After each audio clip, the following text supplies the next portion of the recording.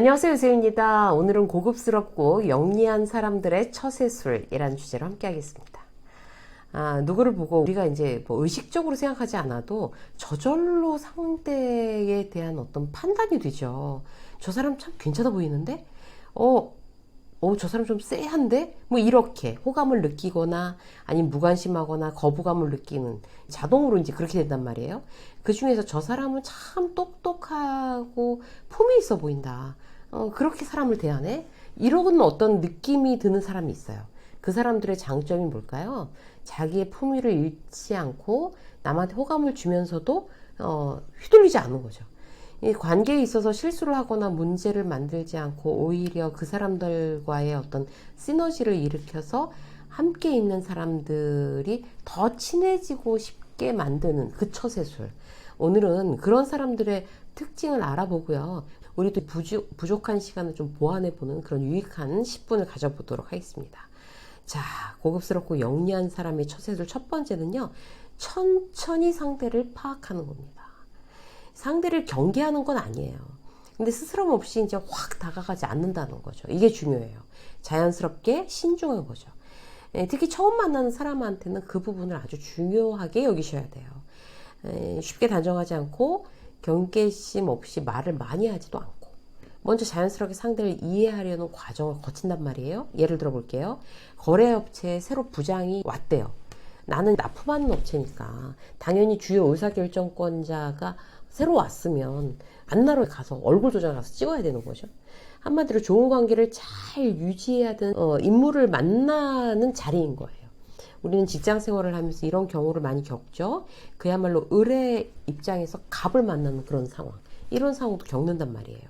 그런데 그런 상황을 늘 비관적으로만 보는 사람들이 있어요. 만나러 가면서 먹고 살기 진짜 힘들다. 또 뭐라고 하나? 뭐 이렇게 비굴하게 아부하면서 먹고 살아야 되나? 뭐 이렇게 시니컬하게 나오는 사람들이 있어요. 그럼 뭐예요? 일을 하면서도 나 손해보는 일이에요. 그렇게 푸념할 정도로 싫으면 그만두던가. 그죠?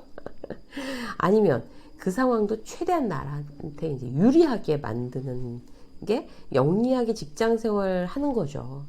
그 회사를 그만두면 그 을의 입장에서의 경험도 없는 거예요. 노하우도 못 만드는 거예요. 이상한 갑질하는 인간을 볼 때도 어떻게 생각하셔야 돼요?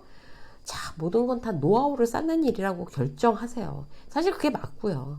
오늘도 나는 당신을 통해 내 인간관계의 노하우를 한 페이지를 채웁니다. 막 이렇게. 그리고 나서 이제 지금 제가 말씀드린 그 첫 번째 원칙. 천천히 상대를 파악한다 라는 걸 떠올리시는 거예요. 일단 이 사람이 어떤 사람인지 관찰이 먼저라는 의미예요. 그러기 위해서는 내가 어떻게 하셔야 되겠어요? 말을 줄여야 되는 거죠. 내 말이 줄어야 되는 거죠. 만나서 반갑습니다. 잘 부탁드립니다. 뭐 필요가 있으면 언제라도 말씀해 주세요. 골프 좋아하세요? 어디 쪽으로 가세요? 운동 한번 같이 나가시죠. 제가 잘 아는 곳이 있는데 그 앞에 식당도 좋고 막 이래 가면서 자기의 정보와 마음과 말을 다 쏟아내는 거 처음 만난 상대와 막 신뢰감이나 친밀감이 그렇다고 해서 막 급속도로 올라가는 게 절대 아니에요. 결국 말보다 상대를 바라보고 저 사람의 이야기를 듣고 저 사람을 이해하려고 노력하고 그런 어떤 태도가 품위로 느껴진다는 사실 우리가 누군가 만날 때 꼭 떠올려 보시기 바랍니다. 자, 두 번째 한 박자 느리게예요. 이런 원칙은 실수를 의외로 줄여줍니다. 예전에 선배 중에 별명이 한 박자가 있었어요. 한 박자 느린 거예요, 맨날. 뭐든 이별병이 붙은 결정적인 원인은요, 이제 막 회식하고 노래방에 가잖아요. 그러면 그 선배가 매일 부르는 이제 애창곡이 딱 한 곡이 있어요, 그 선배는. 근데 어쩜 그렇게 늘 부르는 단 한 곡의 그 노래를 들어가야 할 때 못 들어가고 꼭 한 박자가 느리게 들어가는 거예요. 그래서 그런 별명이 붙었어요, 한 박자라고. 근데 이 선배는 노래만 한 박자가 늦는 게 아니에요. 감정 표현이 늦어요, 일단. 회사에서 화가 나잖아요? 그럼 보통 이제 윗사람들 바로 얘기하잖아요. 막 얼굴 빨개져서 막 비난을 하거나 야단을 치거나. 근데 이 선배는 일단 눈을 껌뻑거려요. 답답할 만큼 가만히 있어요. 그럼 사고 친 후배는 그 앞에서 죽을 맛인 거죠. 아무 말도 안 하니까 직장 상사가 안절부절하는 거예요. 그리고 나서 그 선배는 한참 동안 눈을 껌뻑거린 다음에 오후에 얘기 좀 하자. 이렇게 되는 거예요. 그렇게 시간을 미뤄요. 그리고 몇 시간 뒤 얘기하는 거예요. 그 선배도 사람인데 왜 화가 안 나겠어요. 화가 나지만 시간차를 두는 게 이분은 딱 원칙으로 정해져 있는 거죠. 그게 바로 감정적이지 않고 이성적으로 말할 수 있는 가장 좋은 방법이에요. 이렇게 처세술에 강한 사람들은요, 부정적인 감정을 그 즉시 이렇게 딱 내뱉지는 않아요. 간격을 두면 감정적으로는 이제 비난하지 않게 되잖아요. 이성적으로 말할 수가 있게 됩니다. 그러면 부정적인 화제일지언정 관계는 깨지지 않죠. 일이니까. 근데 말이 쉽지 실천이 참 어려운 부분이긴 해요. 그래서 우리는 어떻게 해야 될까요? 실패하더라도 자꾸 시도해 보셔야 돼요. 그렇게 정말 감정을 한 박자 느리게 표현하는 거. 훈련이 되면 가능해질 수 있습니다. 수없이 반복이 중요해요. 자, 세 번째, 그들의 처세술. 에너지를 관리한다. 간단하게 말해서 관계에서 적절하게 에너지를 쓰고 다시 채우는 능력을 스스로 가져야 됩니다. 이 부분이 사실 제일 중요하죠. 자동차를 한번 이렇게 연상해 보세요. 자동차가 잘 달리게 하려면 언제나 뭐 휘발유든 전기든 어느 정도는 채워져 있어야 되잖아요. 그리고 때때로 뭐 엔진 오일도 넣고 뭐 점검도 받고 그래야 오래도록 안전하게 그 차를 탈 수가 있어요. 관계도 마찬가지예요. 내가 나 스스로의 에너지를 관리하는 것이 인간관계를 잘하는 첫 번째 조건이라고 할 수 있습니다. 내 에너지가 완전히 소진되지는 않도록 내가 관리하는 거죠. 그러기 위해서는 나 자신을 잘 알고 있어야 돼요. 내가 어느 정도의 에너지를 보유하고 있는 사람이냐, 어느 정도 에너지가 이제 막 이렇게 충전됐다가도 이렇게 확 떨어지는 순간이 언제냐, 뭐 이런 거. 예를 들어서 회사에서 생일이면 이제 케이크 사다 놓고 파티하는 일을 기쁨으로 김대리가 시작했어요. 누군가를 이렇게 배려하고 그렇게 축하해 주는 걸 좋아하니까.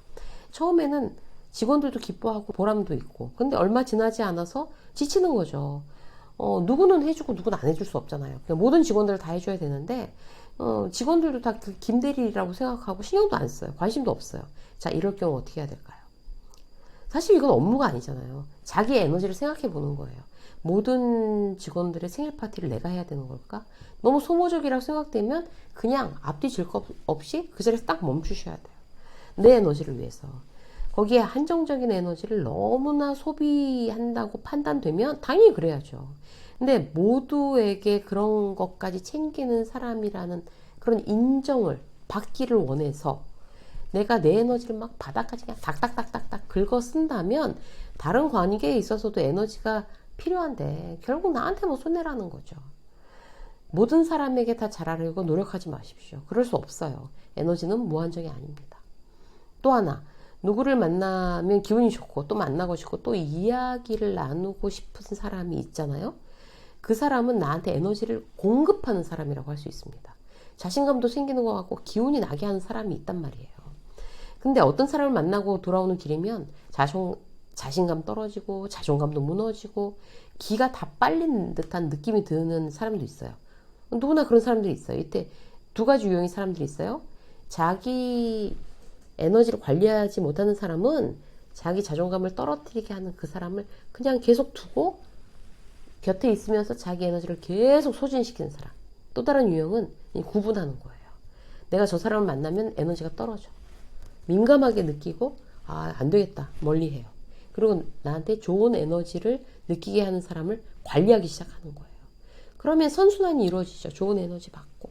내가 좋은 에너지를 받으면 나도 좋은 에너지 생겼으니까 그 사람이 좋은 에너지를 줄 수도 있고 긍정적인 기운으로 가득 차는 거잖아요. 그럼 다른 사람한테 너그러워질 수도 있고 응원할 수 있어요. 그런 선순환이 내 인간관계를 더 좋게 만듭니다. 또 관계관리 영리한 사람들은요. 스트레스도 미리미리 컨트롤할 줄 아는 거예요. 예를 들어서 직장 상사 때문에 매일 스트레스를 받는다고 치자고요. 그 사람만 보면 막 심장이 벌렁벌렁해요. 너무 히스테리컬하고 감정 기복이 심한데 그런 직장 상사를 내가 고칠 수 있어요? 없잖아요. 그렇다고 꾹 참고 있으면 내가 병되는 거고.